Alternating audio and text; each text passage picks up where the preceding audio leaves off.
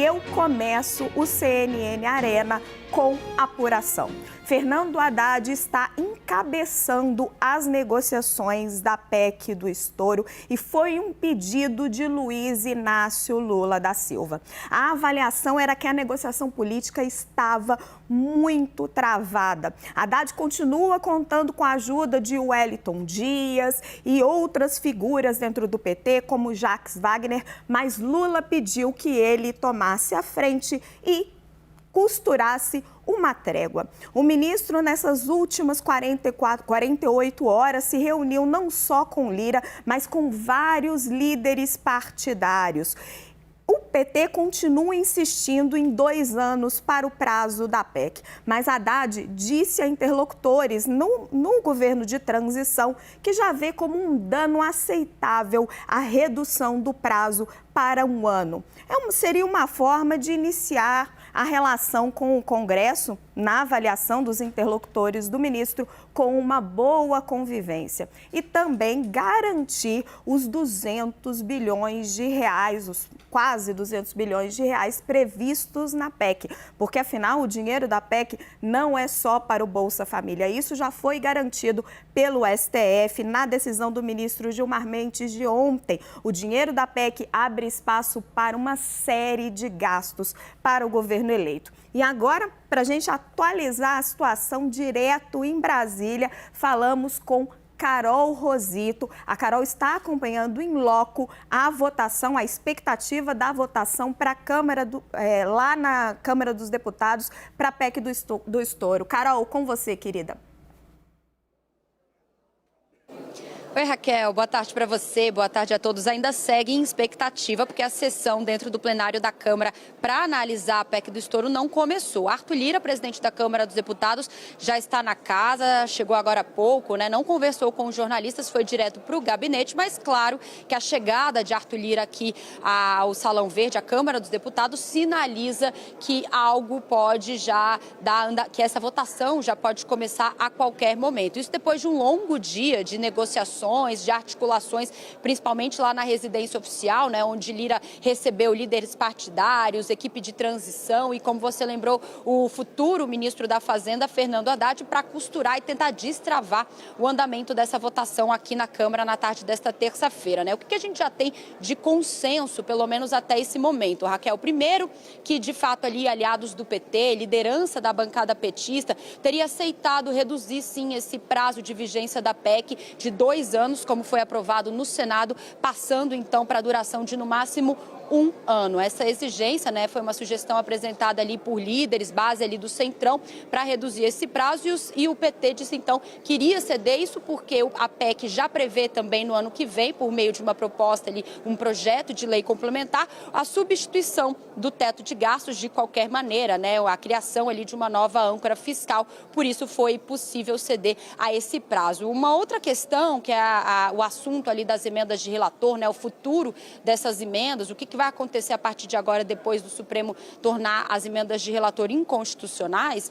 A ideia seria o relator da proposta da PEC do estouro, o deputado Elmar Nascimento, incluir um dispositivo constitucionalizando as emendas individuais. Isso porque a ideia é pegar aquele montante de 19 bilhões de reais e dividir meio a meio para emendas individuais e também para emendas ali de controle do governo federal. Então, isso precisaria ser validado por meio de uma proposta de emenda à Constituição. Então, a ideia dos deputados seria incluir dentro da PEC que já está tramitando aqui no plenário para agilizar. Claro que, se essa mudança de fato acontecer, esse trecho especificamente vai ter que voltar lá para o Senado Federal. Os senadores vão ter que analisar essa mudança que vai sofrer uma alteração.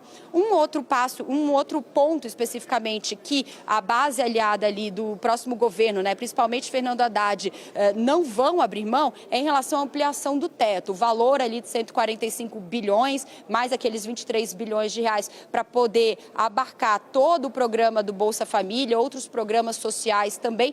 Isso o PT afirma que não vai abrir mão. Então, a expectativa é de que esse valor não seja alterado. Bom, agora começa então a contagem dos votos, dos bastidores também. A gente tem conversado com os deputados aqui que estão procurando, que precisam daqueles 308 votos mínimos necessários e a expectativa, eles já fazem uma conta ali ali de 320, 330 votos, o que seria suficiente para aprovar a PEC na tarde desta terça-feira. Mas claro que tudo ainda está em negociação. Como eu disse, Lira nem sentou na mesa ali dentro do plenário da Câmara, ele segue no gabinete, portanto a sessão não foi iniciada ainda na tarde desta terça, viu, Raquel? Claro que a gente vai atualizando tudo, eu volto com você e assim que a gente tiver uma novidade, eu volto aqui também. E eu espero por você, Carol, se tiver qualquer movimentação por aí, alguém importante falar ou começar essa votação, chama a gente. Vou começar o nosso debate. Professor Denis, vou começar pelo senhor. A Carol descreveu para a gente os contornos de uma grande negociação política. Ela está falando dos prazos de duração da PEC, está falando de como vão ficar as emendas, qual é o futuro do famoso orçamento secreto que foi extinto pelo STF, mas ela está falando também da negociação entre dois poderes muito fortes, né, da República, o Executivo e o Legislativo, e de dois homens fortes do Brasil hoje, que são Lula e Lira. Como é que o senhor vê essa queda de braço entre eles, esse afrouxa, estica que a gente tem visto nos últimos dias? Uma hora aumenta a pressão, outra hora parece que cede um pouquinho. Raquel, primeiro, eu gostaria de assinalar o que me parece um erro estratégico do Lula. O Lula não poderia, de início do mandato, querer uma licença para gastar indiscriminadamente durante um ano e, para isso, se entrega a uma negociação com o presidente da Câmara que antecipa o seu processo eleitoral. O Lula não precisaria ter feito isso. Na verdade, ele entrou na... Não acho que não há uma disputa entre o Legislativo e o Executivo. Há uma negociação. É uma negociação por verbas, é uma negociação por cargos. Então, essa negociação por verbas e cargos é que está pautando a discussão. Quer dizer, o Lula entrou no toma lá da cá com o discurso que ele ia mudar a relação com o Poder Legislativo. Ele não está mudando nada, está se rendendo a uma correlação de forças antecipada, porque não serão esses os deputados que vão eleger o presidente da Câmara em fevereiro e nem serão esses deputados que vão negociar depois outras emendas e comissões. Quer dizer, o Lula vai ter que gastar duas vezes. Vai ter que gastar agora e vai ter que gastar de novo a partir do dia 1º de fevereiro. O que está fazendo, apenas o seguinte, o que está fazendo agora o presidente da Câmara dos Deputados, Arthur Lira? Muito inteligentemente, o que ele disse? Bom, vocês querem 200 bi agora, vamos constitucionalizar de outra maneira as emendas que nos seriam destinadas e vamos negociar de novo dentro de 12 meses.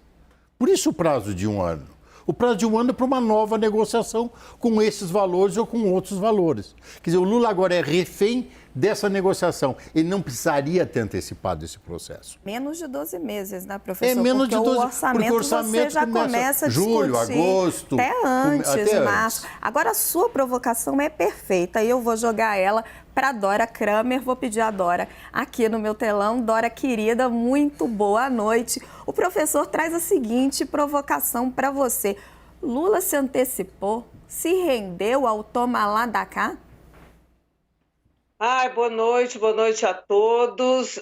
Eu não peguei o que o professor estava falando, que a gente estava com um problema aqui de se conectar, tá? Eu vou descrever para você então, Dora, você me ouve? Te ouço Professor, bem. eu vou resumir o senhor muito rapidamente. Se eu for imprecisa... Você vai falar melhor do que eu, então não tem problema nenhum. O senhor me corrija. O que ele está dizendo é que ele acha que foi um erro estratégico do Lula ter negociado esta PEC neste momento, porque não são esses os deputados que serão os deputados do próximo mandato, que ele se rendeu ao toma lá da cá do Lira e que ele vai ter que pagar duas vezes. Ele vai sentar com o Congresso agora e vai sentar com o próximo Congresso no ano que vem. O que você acha, Dora?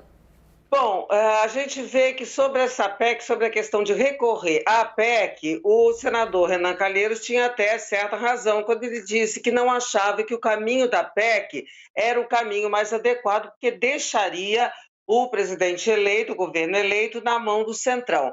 Ora, eu diria o seguinte, se optou pela PEC porque se considerou legalmente mais seguro, com menos contestações.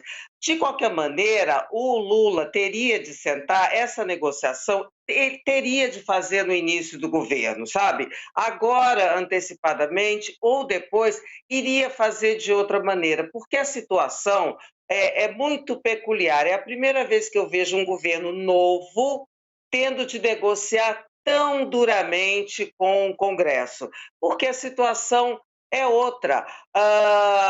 O Congresso é um Congresso, o perdedor não perdeu tanto assim, veio com uma força de legislativo grande, e o legislativo que vai assumir é até mais pró-centrão, é um centrão mais robusto ainda do que esse agora, e o presidente da Câmara também será, pelo menos até agora, o mesmo. Em geral, quando há essa troca, o presidente da Câmara, do governo velho, digamos assim, ele é outro, né? Haveria sempre há uma troca. O governo novo vem com muito mais força. Então, esse tem uma circunstância toda especial. Que eu acho que o professor tem razão, sim, vai ter que sentar, não 2 vezes, mas vai ter que sentar várias vezes, uma vez que o acordo sendo para 1 ano, o governo queria para sempre, depois teve que reduzir o prazo para 4 anos, depois conseguiu 2 do Senado e agora está com 1 ano. Vai ter que sentar todos os anos para renegociar. Mas eu acho que o acordo firmado agora, ele valerá para a virada do ano, certamente, porque também, se não valer assim, aí a palavra do Lira é completamente implodida, inclusive porque o acordo, se a gente for examinar, não saiu de todo mal para ninguém, poderia ser muito pior. Vou pegar essa deixa, Hélio. A Dora está falando que sim, vai ter que sentar para negociar todo ano. É assim mesmo o jogo da política. O acordo não está tão ruim assim. E o mercado parece que gostou bastante. Bolsa subiu, o dólar caiu. Como que você vê? Olha, Raquel, o mercado gostou porque agora tem um déficit menor. Como a gente fala aqui, né, Raquel? O mercado costuma olhar a trajetória da dívida pública. Mas a conta continua a mesma, né? Não mudou os 200 bilhões, é o prazo que está recuando. Sim, mas aí o aumento de endividamento de 24 não está mais no preço integralmente. Exato. Então as pessoas estão falando, não necessariamente a gente vai ter um déficit público do mesmo tamanho que em 23. Então, boa notícia para o mercado. Então, essa negociação, eu acho que me parece boa. Quer dizer, o mercado está falando, legal, essa irresponsabilidade de ter, no primeiro ano de governo, um déficit acima de 2,5% do PIB. O déficit só das despesas e receitas. Depois você tem mais 6% do PIB de despesas de juros, levando o déficit total para mais de 8% do PIB. Uma loucura. Para ter estabilidade da dívida pública ao longo do tempo, você precisa ter um superávit entre receitas e despesas em torno de 2 a 2,5% do PIB. E a gente está aí 2,5% negativo em 23. Então, foi excelente notícia de que não vai ser tão grande em 24, vai continuar sendo os 2,5% ou mais em 23, mas a sinalização é boa. Espero que a negociação no ano que vem seja dura e não dá para perpetuar um auxílio de R$600 para todos os brasileiros que precisam. Isso é uma coisa que não cabe no orçamento. É um momento emergencial e não existe receita para isso. Se tentarem continuar com uma despesa fora do que o governo consegue pagar por tanto tempo, vai ter a resposta do mercado, que vai jogar os juros para o alto, investimentos caindo, desemprego chegando, e vai punir justamente quem você quer ajudar. Se for feita reforma administrativa, revisão de gastos, dinheiro para ajudar os mais pobres teria no orçamento. Professor Reale, agora eu jogo para o senhor. Essa tensa relação entre Lula e Lira, Lula nem assumiu. Nós já vimos esse filme, o PT já viu esse filme com Dilma Rousseff e Eduardo Cunha. O senhor vê algum paralelo nessa relação política? Bom, primeiramente, é um prazer estar aqui. Não vejo um paralelo, não é? Lira, na verdade, é um primeiro-ministro, foi primeiro-ministro durante o governo Bolsonaro e de um parlamentarismo absolutamente esdrúxulo, porque é um primeiro-ministro sem responsabilidade. Ele não será objeto de moção de censura, porque quem tem o orçamento tem o país. E o Lira tinha o orçamento. Tinha um orçamento para fazer os benefícios aos seus apaniguados e, ao mesmo tempo, tinha orçamento para dominar efetivamente a Câmara dos Deputados. A liderança dele era fruto desta possibilidade de doação de benefícios ao deputado A, X, B, assim que ele dominava a Câmara dos Deputados. Eu acho que o Supremo Tribunal Federal continua sendo o guardião da Constituição e o protetor dessa democracia, ao determinar que o orçamento secreto é inconstitucional, porque quebrou as pernas do Lira. Ele deixa de ter a capacidade de fazer um toma lá da cá com os seus deputados, com a Câmara dos Deputados, e deixa de fazer o toma cá da lá também com o Executivo. Não é? O Executivo se libertou.